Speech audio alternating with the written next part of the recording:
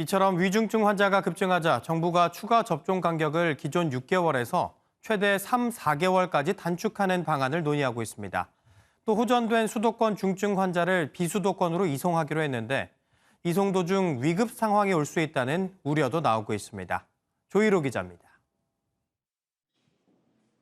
최근 2주간 60대 확진자의 84.1%, 70대는 85.5%가 접종 완료 후 확진된 돌파 감염입니다. 위중증 환자 495명 가운데 60세 이상은 408명이나 됩니다. 따라서 위중증을 줄이기 위해서는 60세 이상 고령자에 대한 부스터샷이 시급합니다.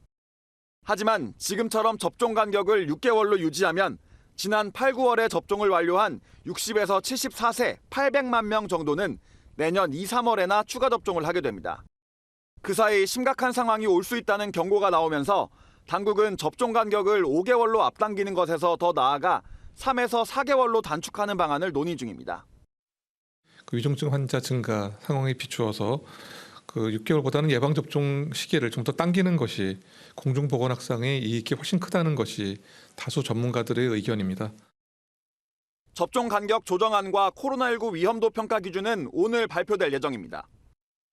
당국은 또 전국 최고 수준의 수도권 위중증 병상 가동률을 낮추기 위해 상태가 호전된 환자를 준중환자실로 내려보내는 동시에 비수도권으로 이송하는 시스템도 이번 주에 마련할 예정입니다. 하지만 전문가들은 상태가 호전됐다 하더라도 코로나19 확진 환자를 장시간 이송하는 건 위험할 수 있다고 경고합니다.